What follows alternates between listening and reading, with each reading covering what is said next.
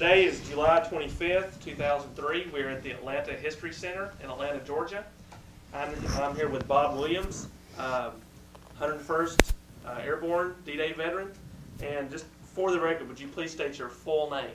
Robert Leslie Williams, 1511-7139. Army serial number. Serial number. Could you tell me where and when you were born? I was born in Covington, Kentucky in 1922. And I still live within 20 miles of where I was born. When you went into service, what were you doing up until that point? Were you in school? Or? No, I was working, I was only 18 and I was working at a Wright aeronautical plant in Cincinnati. And they were building radial engines for the Air Force. And I had a deferment, as a matter of fact. I could have stayed with that company, and they got pretty upset when I went down and enlisted into the parachute troops. Now, what made you decide to enlist? Everybody else was going into the service. The whole country was behind the effort. Every family had somebody in a war plant or in service. In fact, it wasn't unusual to see 3 or 4 blue stars on a window that had maybe 3 or 4 people in the service. Of course, you know, you didn't want to be left behind. And I really saw an ad that was in front of the post office in Cincinnati, Ohio. The Uncle Sam wants you. Mm-hmm. And it was a paratrooper coming down, and he had a Thompson submachine gun. And I thought, man, that looks exciting. I think I'd like to do that. So I enlisted on stipulation that I was qualified for the parachute troops. And of course, I didn't think, and I know now they wasn't about to turn me down because that was the big effort. And that was in August of 1942. And listed in Fort Thomas, Kentucky, which was an old military fort, still is, as a matter of fact, a base. And we were shipped out to Toccoa, Georgia, the Currahee Mountain. That was our training base up in Toccoa. And we were the first regiment unit to form as a regiment and train basic training as a regiment. It was 1,800 men, three battalions, a 506 Parachute Infantry Regiment. And when we got finished with 13 weeks of basic, the Japanese had made a 110-mile-an-hour march in Japan. We're claiming it as a world record in 3 days.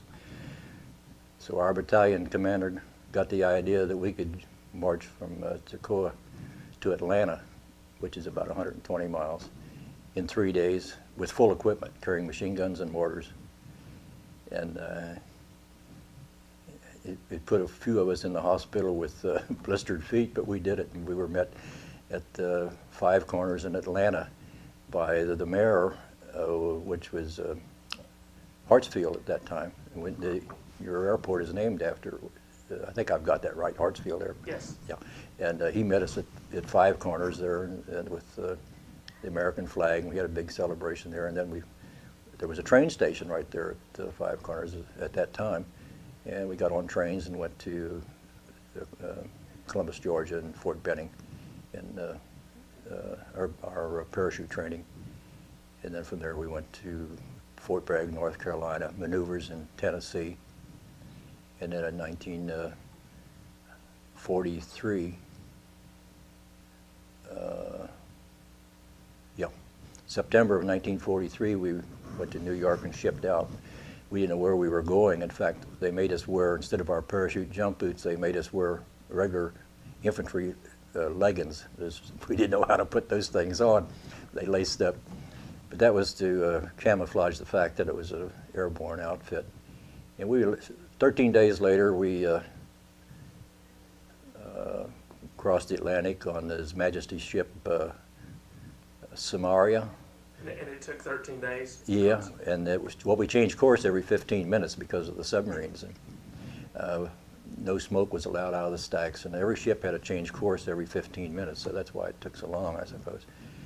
The thought being that you couldn't hit them with a torpedo if the ship was changing directions. We made it. We lost a few ships on the way over, but we didn't have any trouble. And we arrived at Liverpool, and from there we got on a train and went to Swindon, England, which is probably 60 miles northwest of London. And then from there it was about 12 miles to a little village of Airborne, very small village with thatched roofs and so forth.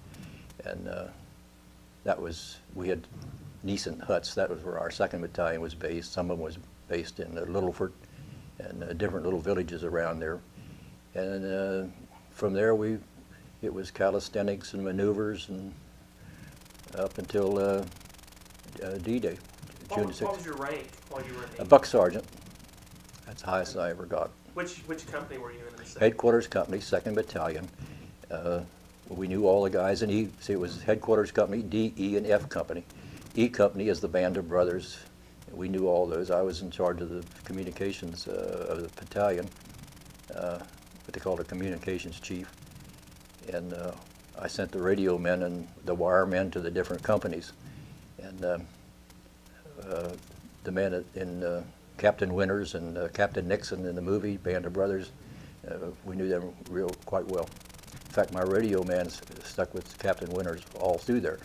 But of course, in the movie, The Band of Brothers, it's all E Company. You know, it's that one platoon more or less. Everybody was doing the same sort of fighting and having the same sort of experiences. But Steve Ambrose picked that one company to do Band of Brothers, and that Band of Brothers resulted from Saving Private Ryan.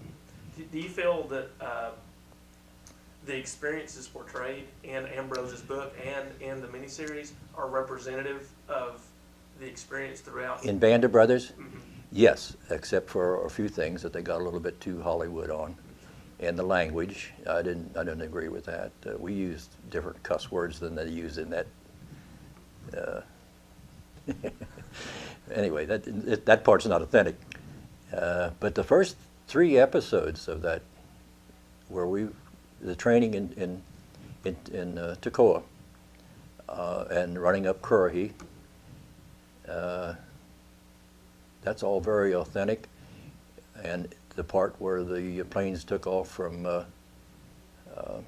Upton Airfield, the takeoff that evening, and it's never been shown before of the planes coming over Normandy, because there was no cameras and nobody experienced it except us.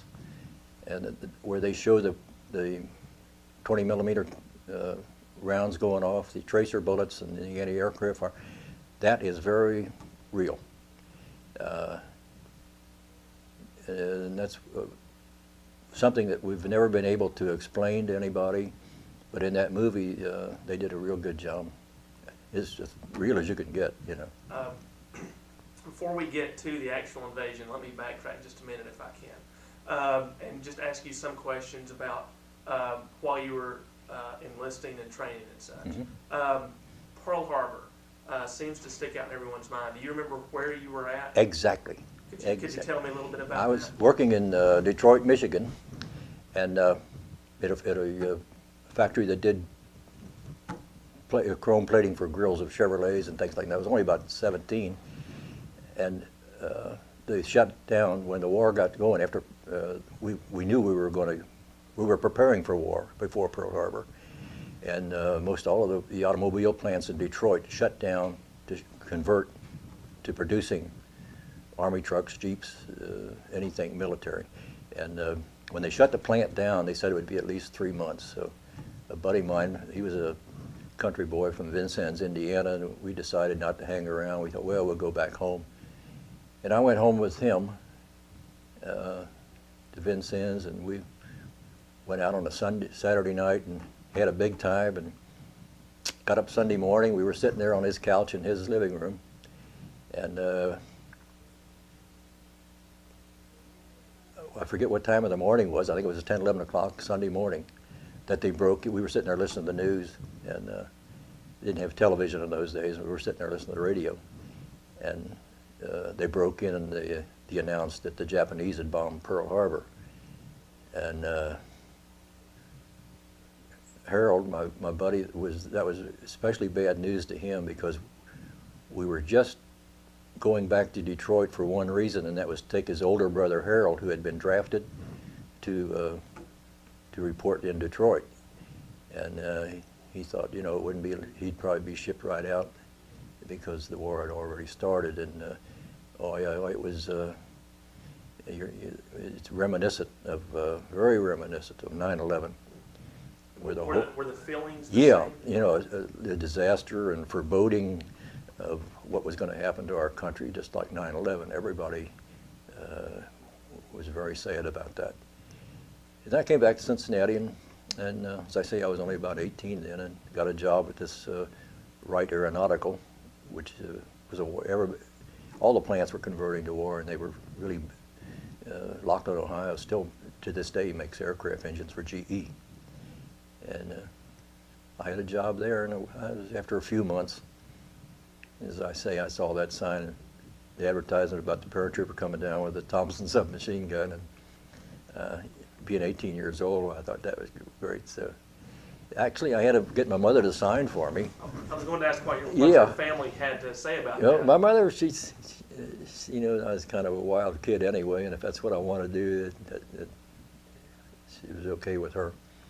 So she signed for me, but it wasn't, that was in August, but in September I was 19 anyway, so it didn't make too much difference. But that's how I got into it, and I never was sorry for that. It was good training, good tough training, and so your basic training was at Currahee, and then you went to Benning yes, for was jump it the training. first? See, they always trained. You always went to a base and you trained. You got your basic training, but you didn't belong to any particular unit. And then if you wanted to go to the parachute troops, you would volunteer for that, and they'd send you to Fort Benning. But when we all enlisted, this 1,800 men, when I first got to Toccoa, they only had the first battalion was formed, and they were just building the huts for the housing for the second battalions. So it really wasn't completed until maybe a couple of weeks after that. And then we all trained as one regiment, as a unit, very close. That's why the Band of Brothers was, this Band of Brothers, were very much closer than a regular Army unit, you know, where you come and you go and you're transferred and so forth. These guys went through basic training and all through combat together. So. Well, about the combat. What about that? Well, actually, one thing I'd like to ask, I know that the first day when the jump was planned, it was canceled. Yes, 24 hours. 24-hour stand down. Could you talk a little bit about how, if that was a build-up and then an incredible letdown, or? Yeah, we had been training in England for almost a year, and a year in the States, and we were getting really bored with all the training and the maneuvers day after day. So when we heard that we were moving out to the marshalling area and we were given maps of France where we were going, we had no idea. We always big debate in the barracks in England about, we thought it was Norway or Belgium, or we didn't have any idea. So when we found out it was Normandy, we knew where we were going, and we were anxious to get to it. And then we were moved into this marshalling area at Upton Airfield, just south of Reading, England. And we were actually guarded when we went into this area. They had these 12-man tents, which we would stay there all night and then maybe take off the next day was the plan. And when we moved into the marshalling area, there was nobody could leave that area, and nobody could come into that area.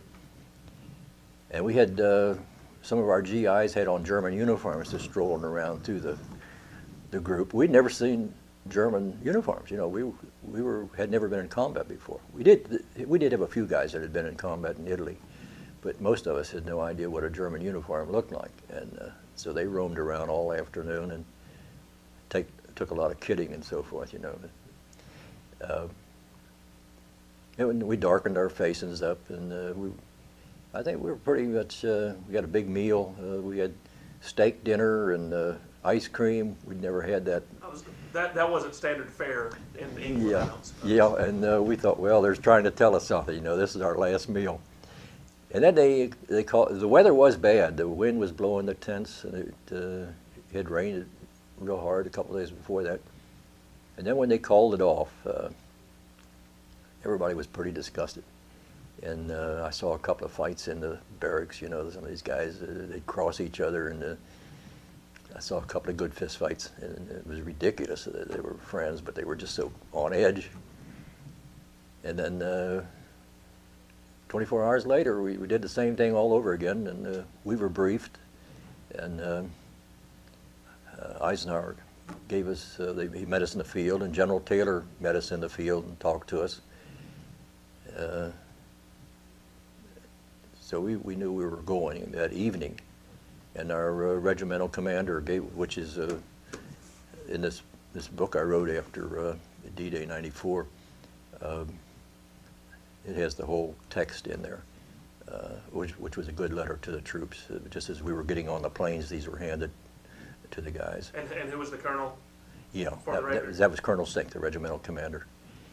And about 10 o'clock in the evening, we got out on the field, and I guess it was earlier than that. It was probably about 8:30, because it took us an hour and a half to put up. We had life jackets, then you put the parachutes on, and I stuck the Thompson submachine gun down in between the reserve chute, and we had the backpack I put it down below my belt, hung it on the front of me, and we were just bulged out.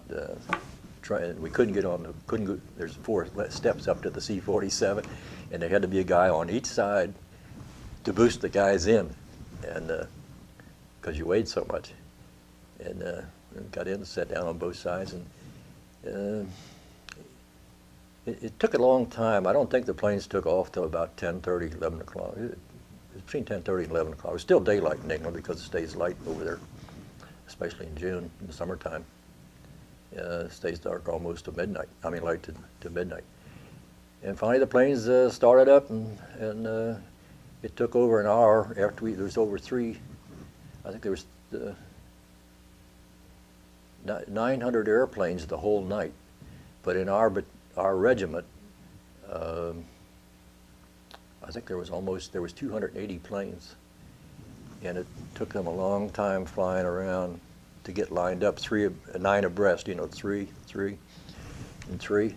It'd be 9 across, and I think the column was like 300 miles long until we took off and headed out across the channel, and we went out over the Atlantic Ocean and came back from the western side of Normandy between the islands of Jersey and Guernsey. Those had been English islands, but as we passed those 2 islands, the Anti-Aircraft Fire started. And as I say in the movie, Band of Brothers, when they hear that first boom, they all look at each other and say, "Hey, those guys are shooting at us down there." And after 2 years of maneuvers where nobody got hurt, and it was enactment, you know, and so forth, when we really knew that somebody was trying to kill us, it was a shock. And of course, it got worse as the planes crossed over the coast of Normandy. We were supposed to maintain around 850 feet, but the pilots ran into, there's no communication between the airplanes. They didn't have radios to communicate between the planes. And they ran into a light fog bank, and and there was no wing lights like, you know, the red and green lights on the planes. There was no lights, so as long as they could see, it was a partly moonlight night, as long as they could see, they could maintain their distance. But when they couldn't see each other, they got worried, and that's how we were spread out all over Normandy. That's how it came about. That if it hadn't been for that, we'd all been dropped pretty much because we had Pathfinder units went in an hour before that set up beacons, had a light beacon that the pilot could see. So you think that it was that fog bank that caused... Spread us out, oh yeah. And of course the anti-aircraft fire too, that the pilots tend to drop down, and I was told later by a pilot that we actually dropped at about 650 feet. And what standard? Pardon? What was standard? What was the standard? Oh, Fort Benning is about 1,200 feet is standard, and there were maybe as much as 1,500 feet. I think our training jumps were 1,500. But we were prepared to jump, 850, 900 feet, I suppose. It was supposed to have been 850, but when I asked the pilot, he says, if you really want to know the truth, he said, probably around 650, because some of them were dropping down to get out of, the 88s that they were shooting were going off over the planes because they couldn't set the proximity fuses that low. The planes that were higher probably caught some of it, but what the Germans really used was these 4-barrel 20 millimeter, and every 6 or 7 bullet was a tracer, and you could see the tracers coming through the wings of the planes, and I was sitting facing the door. The doors were open. There weren't any doors on the planes. And I was looking right directly at one of the planes as it was hit, and it blew up in just a ball of fire. And I think it was probably maybe 4 minutes by the time we entered France, went over the coastline. It couldn't have been over 4 or 5 minutes, and the red light came on, and we stood up, and the green light came on, and that's when we were fighting to get out of there with the plane. Normally, you just move down the aisle and jump, but the plane bouncing around and the anti-aircraft fire tossing it around, it was a struggle. You really had to hold onto that steel cable to stand up. And we were usually in training, you jump as fast as you can, almost on top of each other. And that's another reason we were spread out so bad, because it took maybe a few seconds to get to that door and get out of it. And he might have had a mile, but half a mile between men, whereas normally you'd come down within sight of each other, you know. What was going through your mind as you were going down the inside of the airplane and out the door? That was the worst part. That was really that anticipation, and it's probably the most scared I've ever been in my life. I think they'll all agree to that. Hate to, you know, big brave paratrooper, you hate to say you were scared, but we were scared. And of course, once you're out the door, you're a little bit relieved then to get out of that airplane. But it was just seconds till I hit the ground because we were so low and we were so heavy. And I landed in 3 feet of water, and that was another scary thing, because as you go into the water, you're wondering how deep this is. When I stood up, it came about chest high, so it was awful hard to get that parachute off because with a wet harness and so forth. And while I was trying to get this parachute off, I heard a click, click. We had these clickers, you know, and I forget the password. It was either thunder and lightning or something like that. And so I remember telling the guy, hold on, wait a minute. And I got my clicker out, I clicked it back. I was afraid he's going to shoot me before I could get the clicker. And I met up with this one fellow. It wasn't from our outfit. I don't know where he was from. And then the water splashing around, 2 other guys came out of the darkness, and there was 4 of us. And we decided to head in a north direction, because one of them thought he felt a road under his feet. And we were still in about waist deep of water. So this was a big pool, and it's not like you could just go to the edge. It's what they call a marsh. Mm-hmm. If you go over there now, it's all low-lying, but they have it drained where into the Meredith River and so forth. It goes out the locks at Karatan. But the Germans had destroyed those locks and let the seawater came in, and all of that backed up into these low areas, and that's what they call the marshland. We didn't know that because the photograph from the planes at reconnaissance in England, when they would come back, they would show green, and it didn't show the water. So we thought it was grass, you know. So it was a surprise, really. So we were starting to work our way out when the water got down to our knees, and we finally came out of the water on dry land. It started us up out of the hill here, and we immediately walked right straight into a German machine gun. And when he opened up, the 4 of us were sort of staggered. The 2 guys in the center were killed, and the guy on the left went off. As this road came up, it kind of banked off, and the water was on the side of it yet. So, and then 12 machine gun bullets went through my left pocket, and I had full of K rations and whatever in there. And it spun me around to the left, and as I spun around to the left, I'm by instinct, I wanted to get out of the way of that machine gun. So I just kept spinning it till I fell into that water on the right-hand side. And of course, I thought I was hit because it really spun me. You know, it was a hard force. And I'm in the water, and I come out of the water up. I'm crouching down in the water up to my eyeballs were up in my nose. I was kind of afraid to reach down and feel my leg, and see how bad I was hit, and I couldn't feel anything. I see the holes in my pocket was gone, and I wasn't even touched. It completely missed me. But I stayed in that water and sort of worked my way down. There was another machine gun opened up in another direction. We had hand grenades, and probably if that other machine gun hadn't had us in triangulation, they couldn't see us, but it was partly moonlight night, and when the white clouds would go by, it would get pretty bright. We probably could have lobbed some hand grenades in there.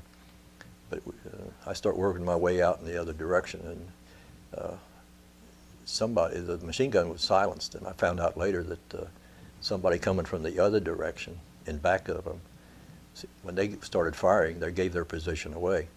And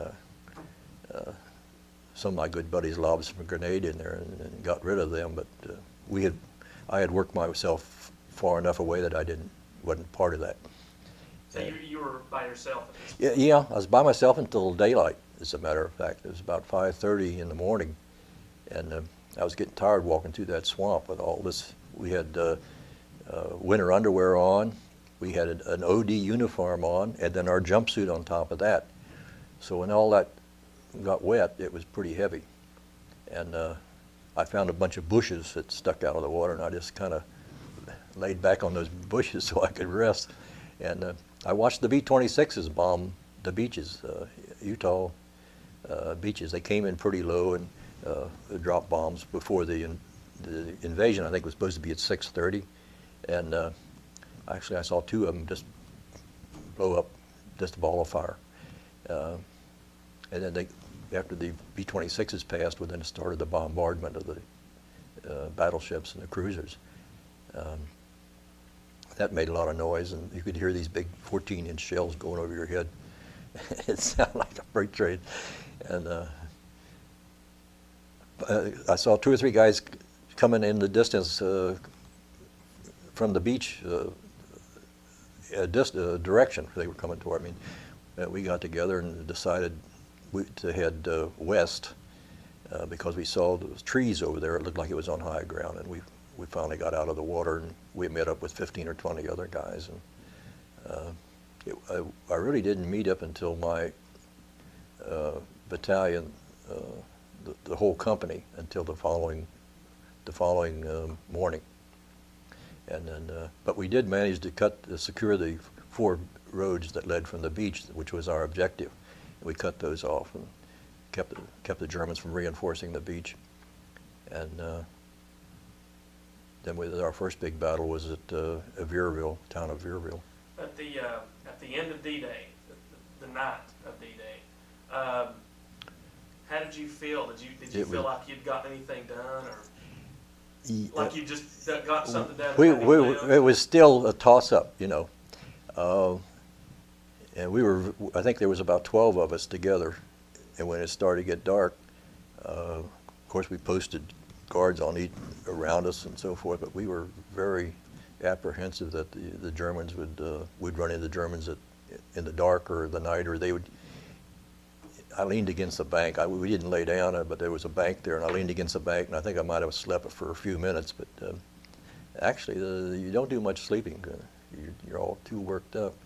And I think the end of about, after we took Karatan, I can't remember really sleeping at all. You know.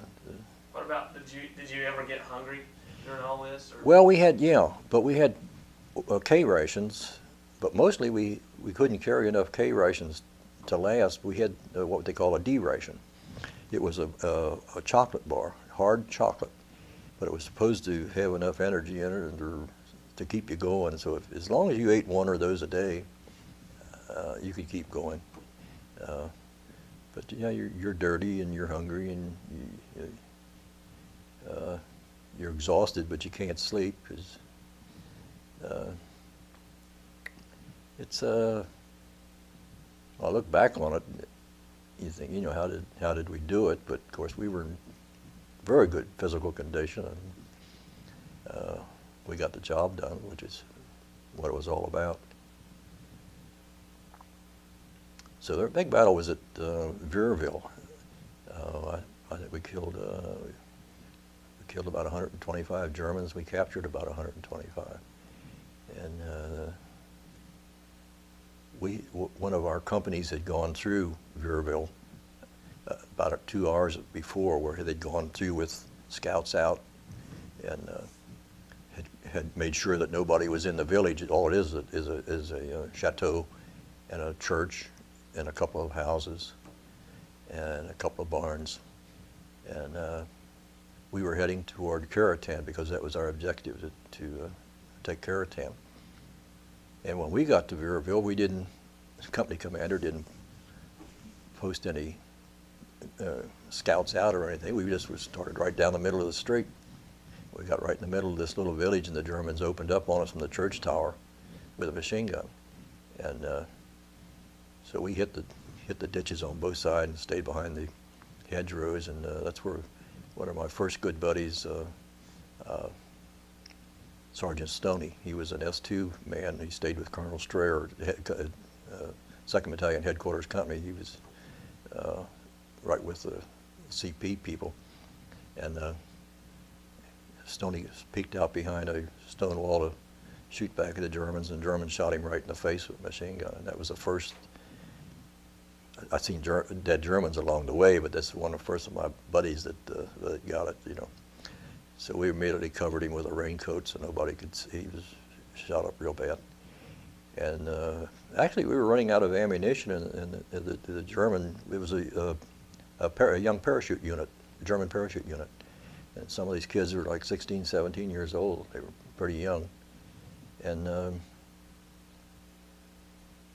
this went on for about an hour, and we were running out of ammunition. And then we heard a tank. And we were wondering about whether it was a German Tiger tank, because they were in the area. And everybody's eyes were peeled up the road to this stone building, and this tank came out around this building and headed down toward us, and had that big star on the side of it. And that was a relief. And so we motioned to the tank. The machine gun fire was coming from the church steeple, and he just raised that 105 around, and boom, blew a big hole in the church steeple and killed the Germans. And it went on for a long time. And that 50 caliber machine gun on top of that tank is what won the. They were reluctant to take they were shooting from inside of the tank, and we had a lieutenant, was our platoon leader. He jumped up on top of that tank and got him to mount that 50 caliber on top of the tank. And bullets flying everywhere, and he's sitting up around this tank. But he was a madman. He started shooting that gun, and those Germans tried to surrender and waving white flags, and some of them were starting up over a hill trying to get away. It was a column, and he were picking those guys off, one right after the other. And Major Horton, which was in the Band of Brothers, you know, the guy that says, "Cut that fence." He told him to get. His name was Baranowski. He was Russian. I guess that's why it made him nuts or something. But he told him to get down off that tank, quit fire, and let him surrender, and he wouldn't do it. He kept shooting, and Major Horton pulled his .45 pistol and aimed it at him and says, "Get off of that tank." So he quit shooting and come down, and that's why I say we killed 125 and captured 125. So that was our first real close shootout. And how soon after D-Day was that? What? Pardon? How soon after June 6th was that? What day? That was the second day. That was Yeah, June 7th. Yeah. Mm-hmm. And then we moved on toward Caratan, and eventually, I think the tanks moved up. The tank was one of the first ones that came from the beach. I don't know why he was by himself, but he was. Because usually tanks don't go out like that by themselves, you know. Because the Germans still had those 88s at the intersections, and there were some Tiger tanks right around Caratan. And I'm glad you tell that story, because a lot of people who aren't familiar with it will hear the term headquarters company, and think that, oh, they're headquarters, they don't really have to worry about that. Oh. But on battalion level, Oh, you're right in it. Yeah.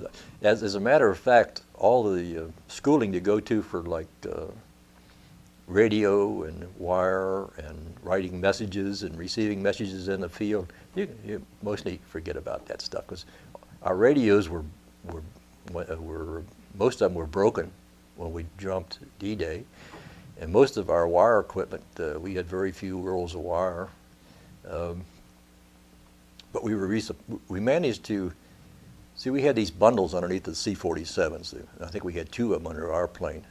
And most of them was communications equipment, radios. And then we had a bigger radio for Battalion CP, which is the old 284. One kind of used to sit there and crank, you know. And all that stuff got busted. And then we couldn't find it in the dark anyway.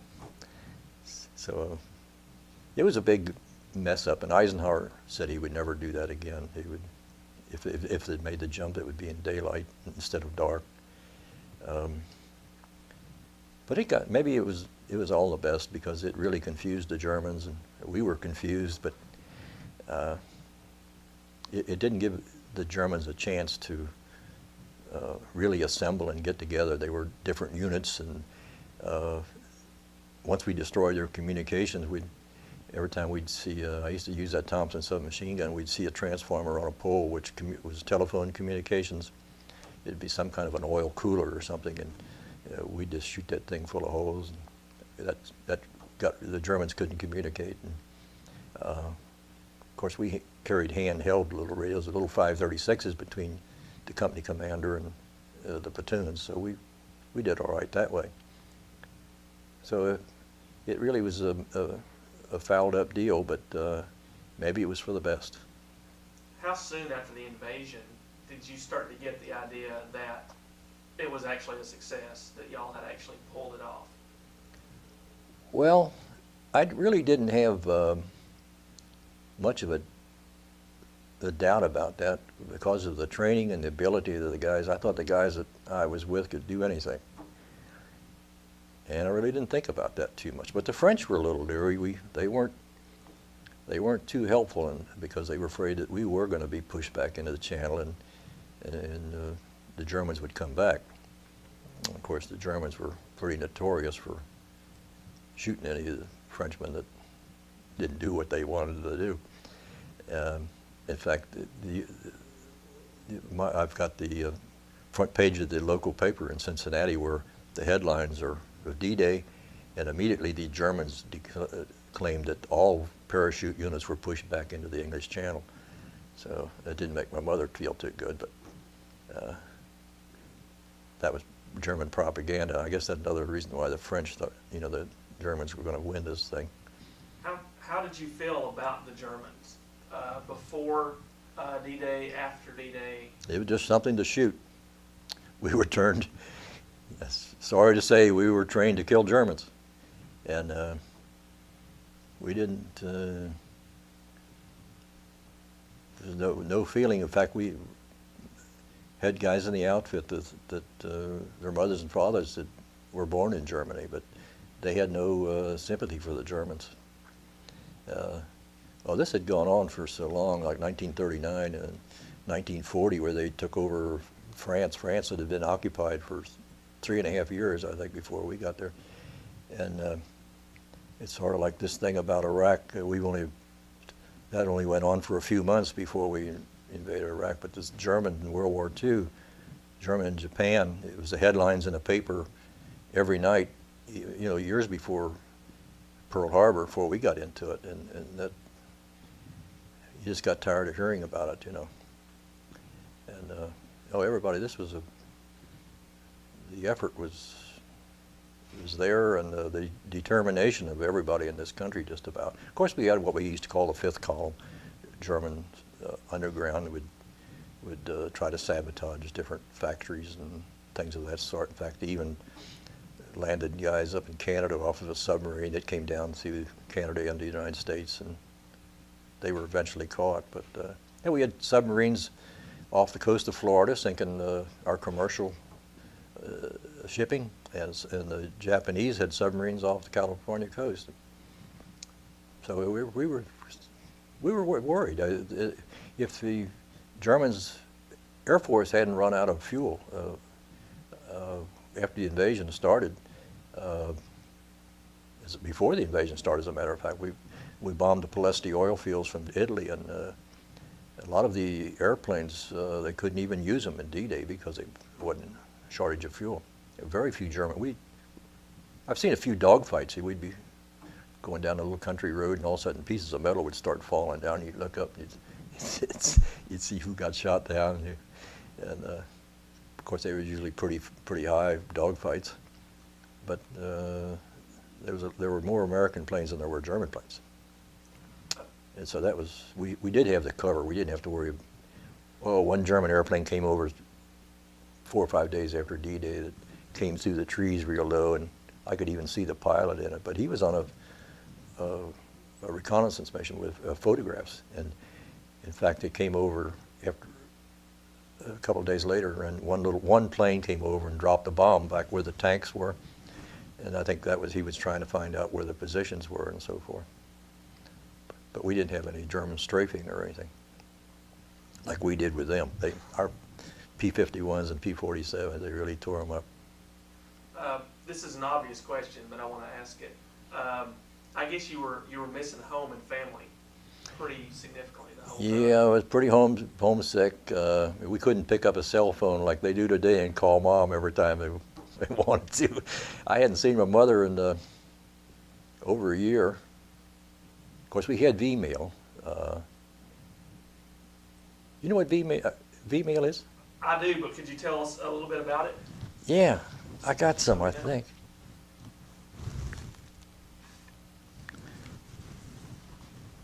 That's gonna make a noise. Gee whiz, what did I do with that? Well, this is the hat that goes with this uniform, by the way. Oh, there's my dog tags. Those are the ones you wore? Yeah, this is from 1942.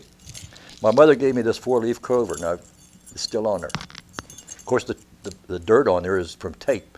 When you go into combat and night patrol, you have to tape your dog tags so that they don't rattle.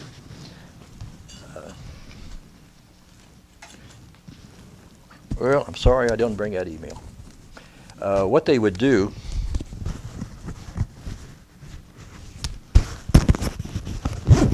would you write it on a sheet of paper, and they would photograph it and shrink it down. And also they would censor it. They'd mark out what you weren't supposed to, what your location or your unit or anything like that.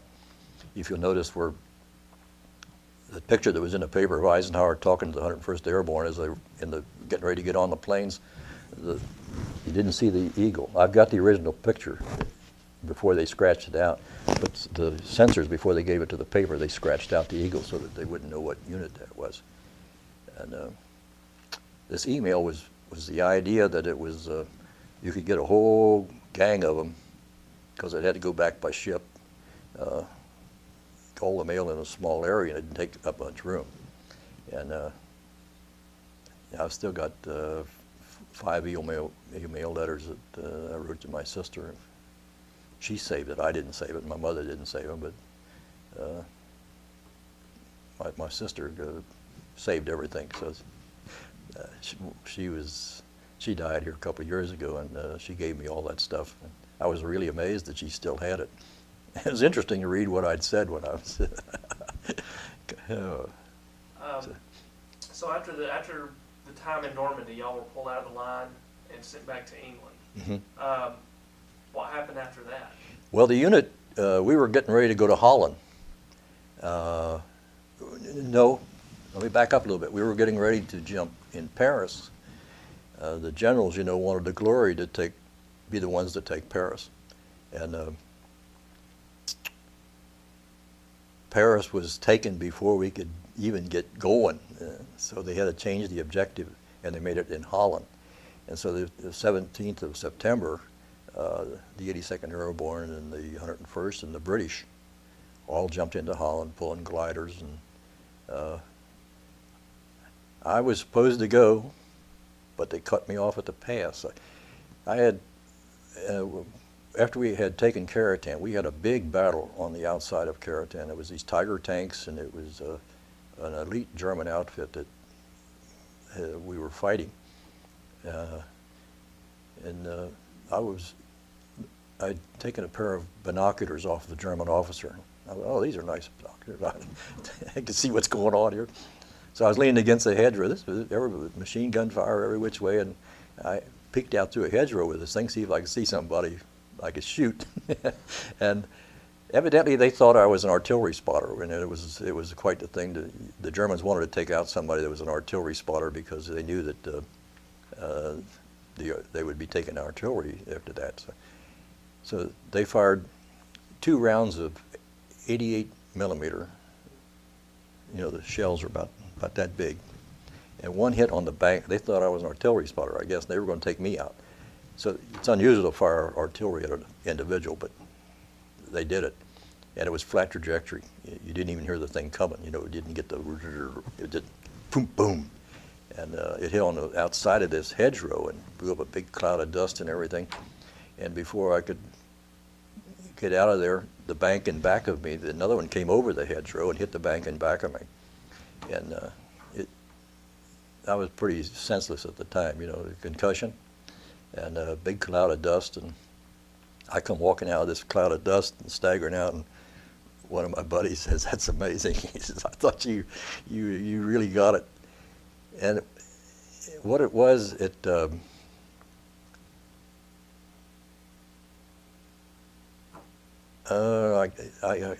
don't know what they. I'm trying to think of the word. It affected my nerves.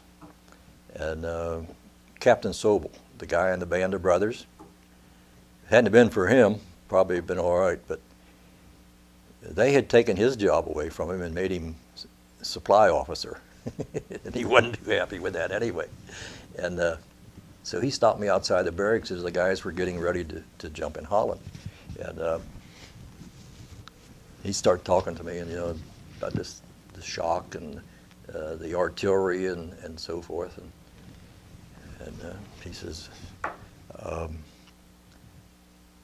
anyway, what it came down, he wasn't going to let me go. And I started arguing with him. I said, well, if you don't think I can do a job in combat, how about you're the supply officer? How about driving one of them big trucks? I used to drive trucks, the 6x6s, and I almost had him convinced. And he says, oh, he changed his mind, so he wrote me off. So I stayed in England, and in fact, after that, they sent me back to hospital for about 6 months or so. And I did get to drive a truck because I went to the commander of the hospital, and I says, I can't stand this, not doing anything. And so he put me into the motor pool as part of the unit of it was the 83rd General Hospital.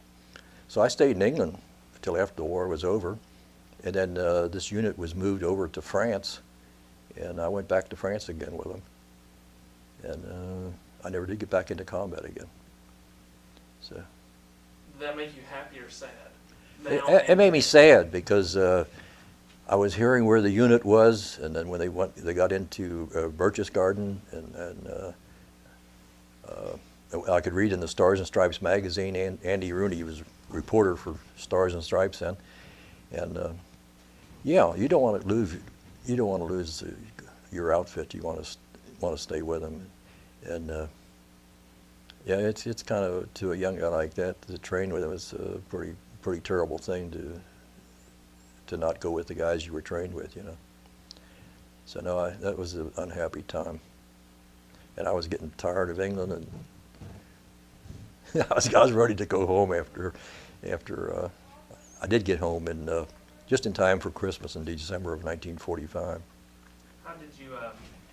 How did you hear about the end of the war, and what were you doing, and what were your... Well, I was in the 83rd General Hospital, yeah, and in fact I was there when President Roosevelt died. That was kind of a sad day because he was the leader of the country and had been president, what, three times, and so the only president that a young guy like me had ever known, you know,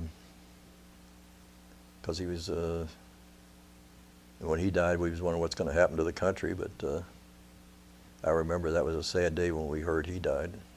I was working in a motor pool in England.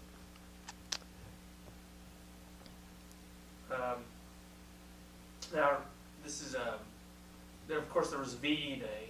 You know, the Germans are. Yeah, what was May the 7th, was it? Or, yeah, I say it was the 8th. The Russians got one day after us because it took 24 hours for the word to get to Moscow that the war was over. I think it was May the 7th. It was our VE Day.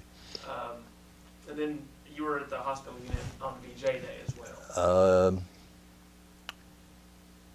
I can't remember whether I was in England or France because we did go back to France. I was probably still in England, you know, 'cause I don't think we got to France. I remember when we got to France, it was really hot, so it must have been in the middle of the summertime, around Sweeps, France. Did you know how the surrender of Japan had come about with the atomic bomb, or do you? Oh, no idea. That was amazing. That came out in the Stars and Stripes, and we couldn't figure out what kind of a bomb they were talking about. You know, it was really a mystery, and it took quite a while before we found out how this thing was made. But yeah, that was big news. But in fact, the 101st was scheduled after they captured Berchtesgaden, you know, Hitler's Eagle's Nest. Were rescheduled. Some of the guys the units had already been rescheduled to get on a ship and go to Japan. So instead of Japan, they went home. There's been, of course, concern recently as to the whether it was right or wrong, wise or not. I don't have any concern. That was absolutely the right thing to do. We lost a few 100,000 Japanese instead of millions of American boys, no question.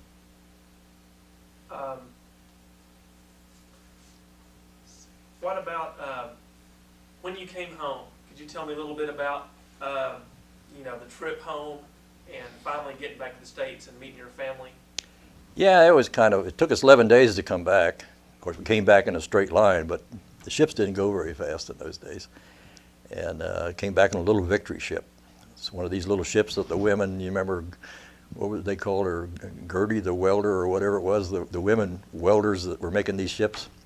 And they had victory ships and liberty ships. And I think the victory ship was the little one. It was small, and it was all welded ships. And a lot of these things had been breaking up and sinking. They'd break in half, and the Atlantic Ocean, 30-foot waves and things, these things would buckle.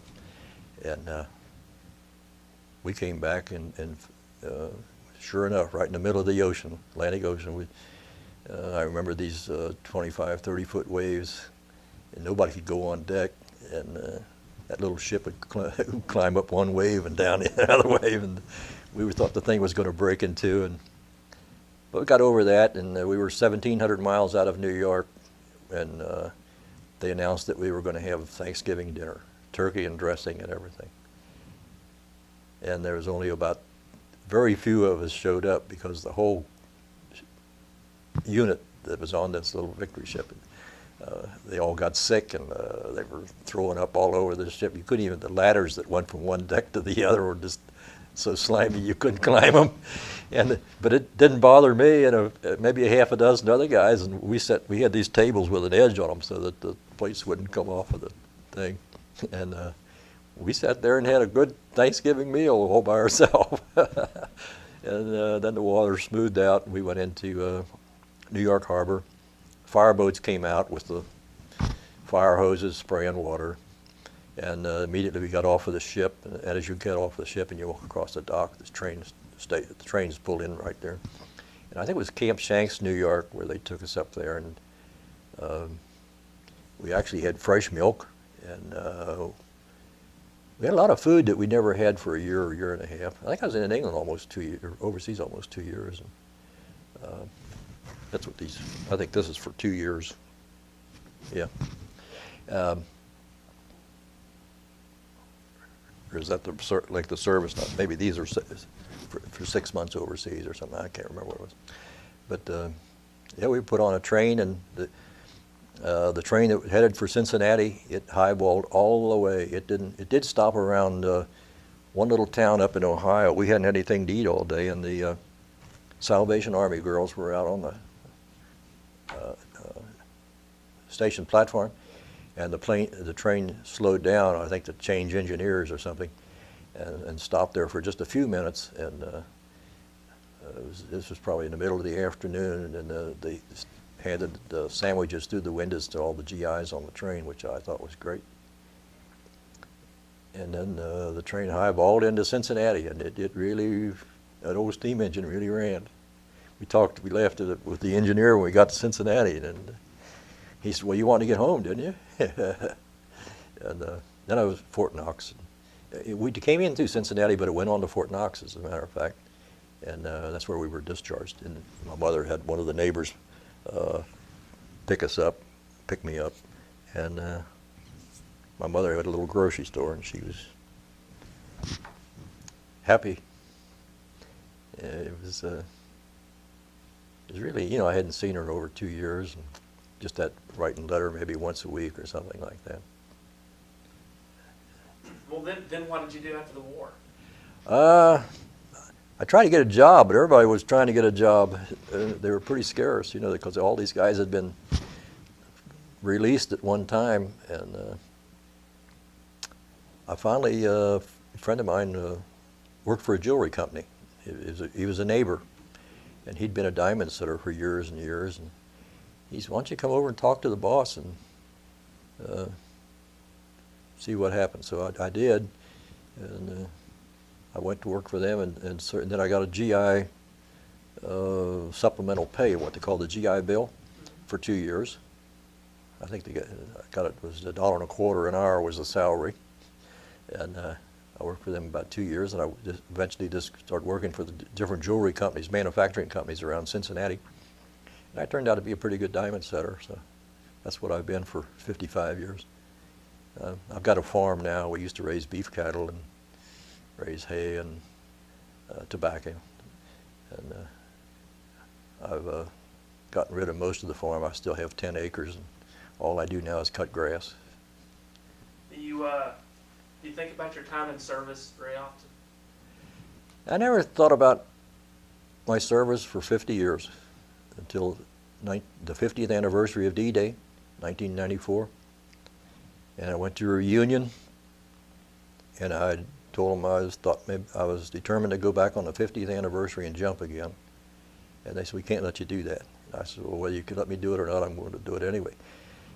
So I got a hold of start writing and calling a few of my buddies and so forth, and if they wanted to go, join the unit that was going over. My wife says, "You'll never get any of those old guys to agree to make a parachute jump." And most of them are 75, 80 years old, because I was one of the young ones, and I was 71.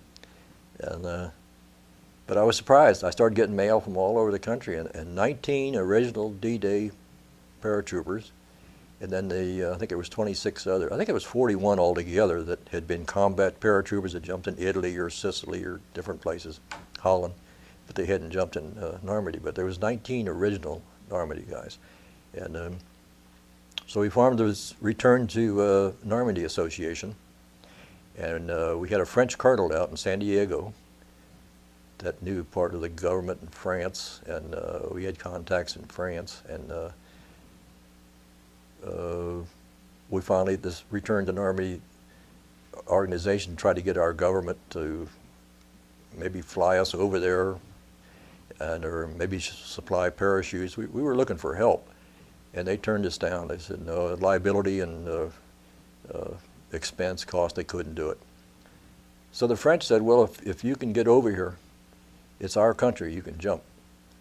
And so one of the guys slipped President Clinton a note out in San Diego during a parade or something, and so when General Downing went to the Capitol one day, he asked the president, he says, "These guys want to go back and jump. What are you going to tell them?"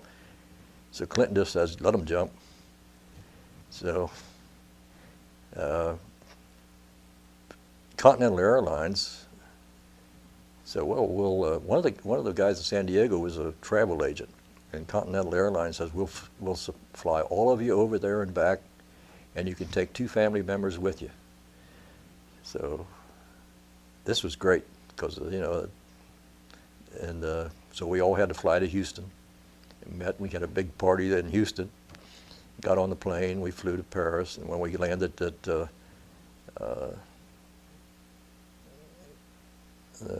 not Charles de Gaulle, but the small airport outside of Paris.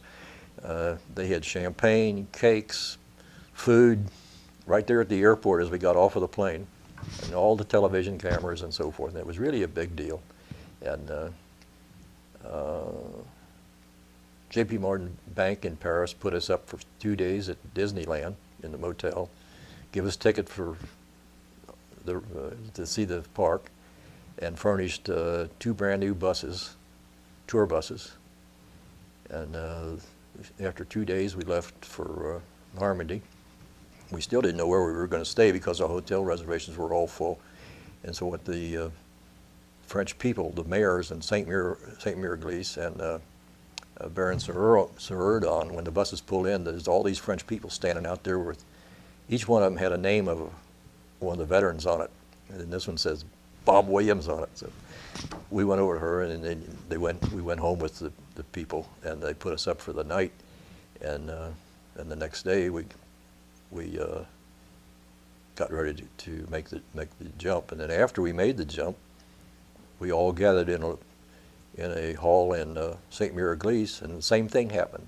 The villagers, people standing there and with our name on a piece of cardboard, and we had a family. The first family could speak a little bit of English, but the second family after the jump at Saint-Miraglisse, they couldn't speak any English, and we couldn't speak any French. But we got along pretty good. And we stayed with them 2 or 3 days, and then the buses were waiting to take us back to Paris, and planes and back home. And that whole thing, the whole deal has caused me to, I wrote, Steve Ambrose, I sent a little folder of the trip to him describing our trip, and he said, that's great, it was really a good article. And in fact, he says that I've got his quote in this book, and I said, boy, if it's that good, I'm going to write about that. So that's how this book, Return to Normandy, came about. It's in the 4th printing, and every time I get some new information. This one happens to contain a D-Day diary that Doug Montgomery kept for 6 days after D-Day, and it's in the back of the book. And it's just exactly like he had written it. I didn't try to make any corrections or anything like that, and it's very interesting. And this whole thing is, this picture on the front of yours of me coming off the jump field in 1994, it was taken by David Burnett for Time magazine. And it's been in Time magazine 3 times since. And the picture, the original picture is also, this is it here. That's the original picture. So that, this gives you pretty much, it's got how they got the plane over there to Normandy, a C-47. It was an original D-Day C-47. It was built in January of 1944. And as I say, it was used in D-Day, and it was painted up. My friend Douglas, Georgia, Pat Epps from PDK Airport in Atlanta flew it, and it belongs to a man in Don Brooks in Douglas, Georgia, and he had it painted up just like it was in World War II, which made a fantastic jumping out of that thing. It really it topped the whole thing off. When we got when the old troopers, we were all dressed like in regular jumpsuits, and as we were in this plane and it was revving up and getting take off, and Pat Epps took off, the sounds and the vibrations and the smell. I don't know if you've ever been in an old C-47, but there's a certain smell to it, and you never forget that. It came back, and the thrill of doing this again was everybody was sitting there thinking, they weren't saying anything, and they weren't laughing and joking and like they would usually be doing. Everybody had his own thoughts about everything coming back to them 50 years before. It's fantastic doing that 50 years later. And I landed in the water again. It wasn't as deep, it was only a couple inches deep, but if you look at this picture real close, you can see water up to here, and I fell over backwards on my elbow and caught myself. But now, what was going through your mind that time, the second time? oh, thrill! It was really a thrill. I can't describe it. It's of course there's no problem. It was in the daylight, and nobody was shooting at you, and we knew that there was a welcoming crowd. CNN covered the whole thing all day. It was on television all day, and it couldn't have been better. I'm not an author. I did write one book before this called Cowboy's Caravan, but I'm not that good at it. But there's so many things in here that I want to leave to people, that the young people can. There's a lot of statistics in the back of here about how many paratroopers, American paratroopers, how many British paratroopers, and things in the back of the book. It's got one page has everything that we carried, right down to my handkerchiefs. So if people wonder what you carried D-Day, you can. It's good reference material. Questions people ask. I know what they're going to ask me, more or less. You might see this one coming too. From your heart and in your own words, why was it important to write this book? Why is it important that America remembers? Oh, I think I wrote that down someplace.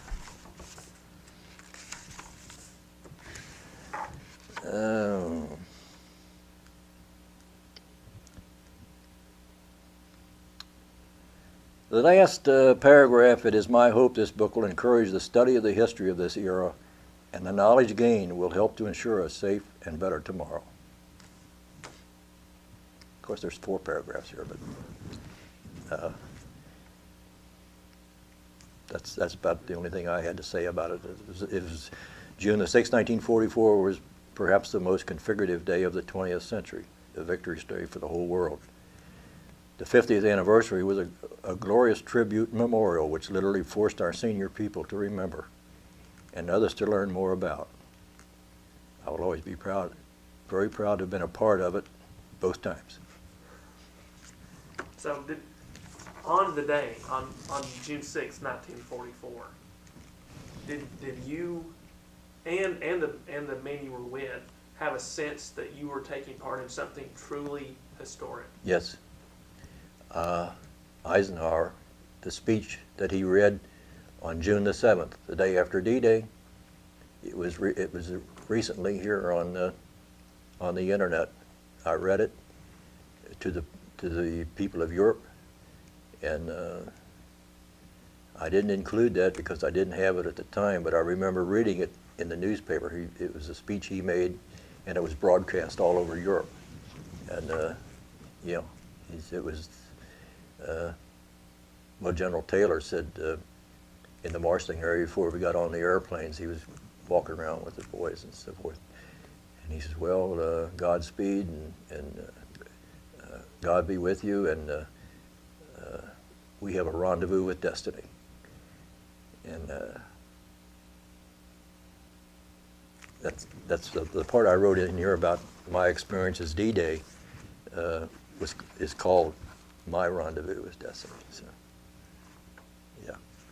And there's a profile on each one of the paratroopers in '94, and there's a star by the ones that have died since, and we've lost 10 of them in the last 10 years. So if we go back next year on the 60th anniversary, it will be a fewer bunch of guys. I don't know how many is going to be willing to go, but. Are you going to jump this time? I'm going to try to. Last time, we wanted to borrow the parachutes. In fact, I'd gone around to some skydiving friends of mine, and we were going to rent the chutes and take them with us over there. And then at the last minute, the Skydiving Club of Paris said they would furnish all the parachutes. And then the Special Forces in Stuttgart, Germany, even though they weren't allowed to give us any parachutes, they did volunteer 4 or 5 men to make sure the equipment was in good shape and help us put the chutes on and so forth. and act as jump master. So we actually had 3 Special Forces jump masters on the plane that helped the old guys get up and get hooked up and so forth. And they had free fall chutes on, and they were regular skydivers with the Special Forces, and I think skydiving exhibition team of some kind. And yeah, the Paris Skydiving Center gave us, loaned us at least $140,000 worth of equipment. They had the square chutes that the skydivers use, altimeters, helmets, goggles, and immediately upon landing, we had a plastic bag in our pocket. We'd take the bag out and put the chute and all that, the skydiving club's equipment back in this bag. And the Special Forces had men that would pick these bags up and put them on a truck and take them back to Paris, to the skydiving center. In the back page here, I met a guy later that was that drove to the skydiving center from Stuttgart, Germany, the night before, picked up all the parachutes, and drove them. This took all night. Drove them to Baron-sur-Odon, to close to the airfield that we were going to take off from, and they spent. I think there was 6 or 7 French skydivers, and with some 6 or 7 Special Forces U.S. guys, they spent all night packing these chutes for us, 41 chutes, and that was great.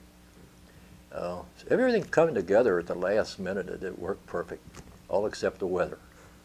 It had rained for 3 days before, and we thought, there's no way. But we woke up on, we jumped on June the 5th, by the way. It was on a Sunday because June the 6th was on a Monday, and so we did it on the 5th. And I remember when I woke up and looked out in the French bedroom, and I peeked out the window, 6 o'clock in the morning, and the sun was coming up. Beautiful. And it worked out that we jumped with it that one day, and then after the jump, start raining again. So Deja vu, I guess. Pardon? Deja vu. Yeah, all over again. And it just seemed like the gods were with us on this thing. The whole thing, it just come together. The permission, and we were supposed to jump after the Special Forces. See, the C-47s came through with about 300, 101st, or 300. They were 82nd and 101st, and some French skydivers that came in on the young guys that came in on the C-130s, and they were supposed to jump first and start off the celebrations. And the French says no. The old guys spearheaded in 44. They're going to jump first, and we did. And we just got out of the way in time because they had a time pretty good, and that worked out great too. Well, I've got just a couple more questions. One is kind of obscure. These folks who have been doing the reenactment and everything of World War II that have the uniforms and go and do the battles and things, what's your take on that? It's funny most of the time. I don't ridicule those because it's really good to cause people to remember as much as possible, even though the French do this too. And you never saw anything funnier than a Frenchman in an American paratrooper uniform. When we go over next year, there'll be a bunch of French kids running around in an American parachute. Memorabilia that they have saved, because an awful lot of equipment was dumped in France, helmets and boots and everything. No, I think it's a good idea. Anything that can memorialize the guys that didn't come back, remind people what was sacrificed, Is there anything that we haven't covered that you'd like to talk about or say? I would like to say that the people talk about the 120, 130 people that have been lost in Iraq have to realize that freedom isn't free, and we lost 2,500 men the first day in Normandy. So the comparison of Iraq, I think it's pretty, I can't say that life is cheap, but I think it was pretty cheap. We're getting off pretty easy if not too many more than that are lost, and it don't look like there's going to be too many more. But no, if you want to remain free, you've got to pay the price no matter what it costs, or you're just not going to have it. There's always somebody that's got different ideas than we've got. And this country's the greatest country on earth, and I just hope that future generations will be willing to do whatever they have to do to preserve it. Because once it's gone, it's gone. They have to realize that. Well said indeed. Before I turn off the camera, if you feel comfortable with what we've got, if you could just go over the things that are on your uniform, the badges and everything, so that we can know. Yeah, if I can remember, you know, this is a ruptured duct. You know what that is? The day you're discharged, you get one of these. So I didn't want to go parading around Europe making people think I'm still in the service, you know. So that cleared that up. And these are service hash marks. I think these are overseas. For every 6 months overseas, you get a gold bar, and the 101st Airborne. And these are the original parachute wings. They're a little bit black because they were made out of real good stuff, silver, back in 1942. And these were printed on me by Colonel Sink. You remember his in the Band of Brothers. That actor did a pretty good job. He looked pretty much like him. He always wore his hat cocked over on the side. He had a little thin mustache. And he was a real wild man, too.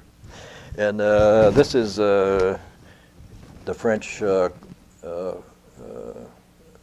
Cordelier. These are French parachute wings that the French gave to me.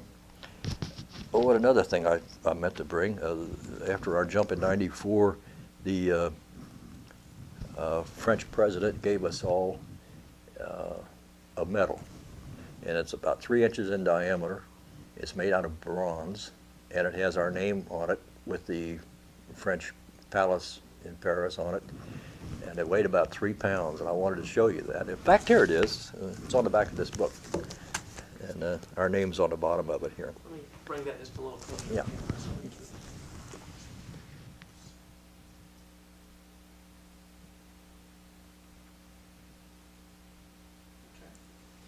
I'm going to leave one of these books with your library, so that you can go over anything that I've told you. And I've got just one more question, if you wouldn't. How do you feel that what you did during World War II, if at all, or how much, it changed who you are and who you became? Well, I went in a very naive young man from a small town, and I think I came out rough and ready as a man. I had no problems with life. I felt I could just handle anything that came along, you know, and I more or less have, you know. So yeah, it makes a man out. Combat makes a man out of you real quick. You realize what it's all about. And comradeship. All right. Well, let's go. We're going to finish this up today. Thank you, Mr. Williams. All right, you're going to run it and see what it looks